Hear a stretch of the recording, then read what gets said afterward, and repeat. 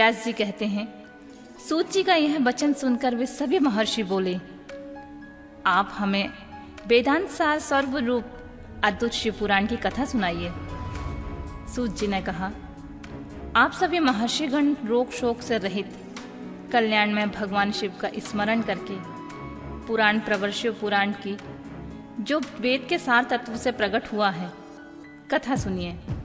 शिव पुराण में भक्ति, ज्ञान और वैराग्य इन तीनों का प्रीतिपूर्वक गान किया गया है।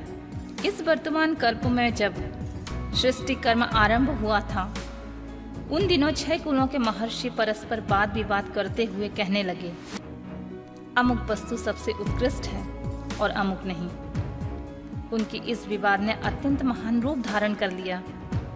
तब वे सब के सब अपनी शंका के समाधान के लिए सृष्टिकर्ता अविनाशी ब्रह्मा जी के पास आए और हाथ जोड़कर विनय भरी वाणी में कहने लगे, प्रभु, आप संपूर्ण जगत को धारण पोषण करने वाले तथा समस्त कारणों के भी कारण हैं। हम यह जानना चाहते हैं कि संपूर्ण तत्वों से परे पुराण पुरुष कौन है। ब्रह्मा जी ने कहा, जहां से मन सहित वाणी उन्हें ना पाकर लौट आती है तथा जिनमें ब्रह्मा, विष्णु, रुद्र और इंद्र आदि से युक्त यह संपूर्ण जगत समस्त भूतों एवं इंद्रियों के साथ पहले प्रकट हुआ था, वे ही देव महादेव सर्वज्ञ एवं संपूर्ण जगत के स्वामी हैं। ये ही सबसे उत्कृष्ट हैं। भक्ति से ही इनका साक्षात्कार होता है, दूसरे किसी उपाय से इनके दर्शन नहीं होते हैं। रुद्र, हरि, हर तथा अन्य देवेश्वर सदा उत्तम भक्ति भाव से उनका दर्शन करना चाहते हैं। भगवान शिव में भक्ति होने से मनुष्य संसार बंधन से मुक्त हो जाता है। देवताओं की कृपा प्रसाद से उन्हें भक्ति होती है और भक्ति से देवता का कृपा प्रसाद प्राप्त होता है।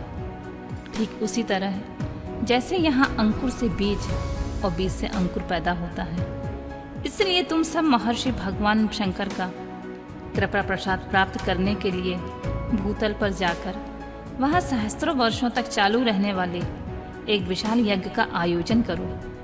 इन यज्ञपति भगवान शिव की कृपा से वेदोक्त विद्या के सारभूत साध्य साधन का ज्ञान होता है। शिव पद की प्राप्ति ही साध्य है, उनकी सेवा ही साधन है तथा उनके प्रसाद से जो नित्य नैमित्तिक आदि फलों की ओर से निःस्पृह होता है वही साधक है। वेदोक्त कर्म के अनुष्ठान करके उनके महान फल को भगवान शिव के चरणों में समर्पित कर देना चाहिए, वही परमेश्वर पद की प्राप्ति होती है। वही सालोक्य आदि के क्रम से प्राप्त होने वाली मुक्ति है। उन पुरुषों को भक्ति के अनुसार उन सबको उत्कृष्ट फल की प्राप्ति होती है। उस भक्ति के साधन अनेक प्रकार के होते हैं, जिनका साक्षात महेश्वर जी ने प्रतिपादन किया है। उनमें से सारभूत साधनों को संक्षिप्त करके मैं बता रहा हूँ। कान से भगवान के नाम, गुण और लीलाओं का श्रवण, वाणी द्वारा उनका कीर्तन तथा मन के द्वारा उनका मनन, इन तीनों को महान साधन कहा गया है। तात्पर्य यह है कि महेश्वर का श्रवण, कीर्तन और मनन करना चाहिए।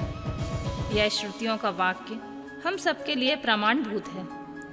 इसी साधन से संपूर्ण मनोरथों की सिद्धि में लगे हुए आप लोग परम साध्य को प्राप्त हों। लोग प्रत्यक्ष वस्तु को आंख से देखकर उसमें प्रवृत्त होते हैं, परंतु जिन वस्तुओं का कहीं भी प्रत्यक्ष दर्शन नहीं होता है, उसे श्रवणेंद्रियों द्वारा जान सुनकर मनुष्य उसकी प्राप्ति के लिए चेष्टा करता है। अतः पहला साधन श्रवण ही है। उसके द्वारा गुरु के मुख से तत्व को सुनकर श्रेष्ठ बुद्धि वाला विद्वान पुरुष अन्य साधन कीर्तन एवं मनन की सिद्धि करे। क्रमशः मनन पर्यंत इस साधन की अच्छी तरह से साधना कर लेने पर उसके द्वारा सालोक्य आदि के क्रम से धीरे धीरे भगवान शिव का संयोग प्राप्त होता है।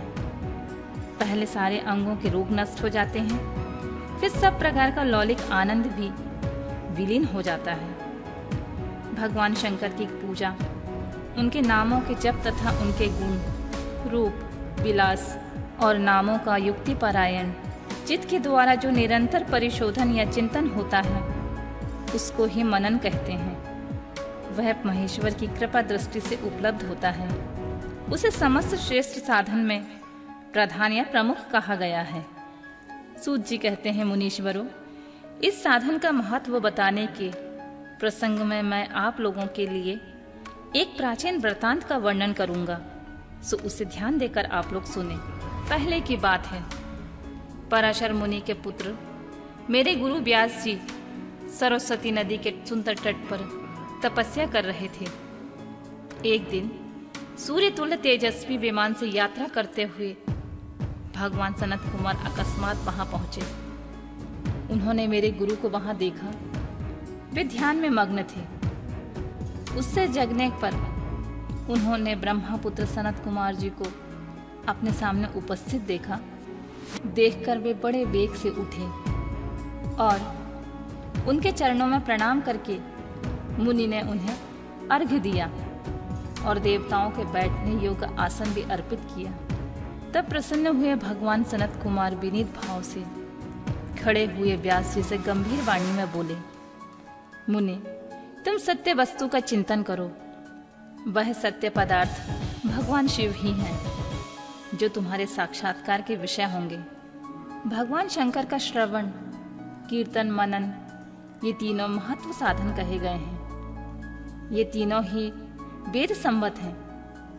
पूर्व काल में दूसरे साधनों के संभ्रम में पड़कर घूमता घामता मद्रांचल पर जा पहुंचा। वहां तपस्या करने लगा। तदनंतर महेश्वर शिव की आज्ञा से भगवान नंदिकेश्वर वहां आए। उनकी मुझ पर बड़ी दया थी।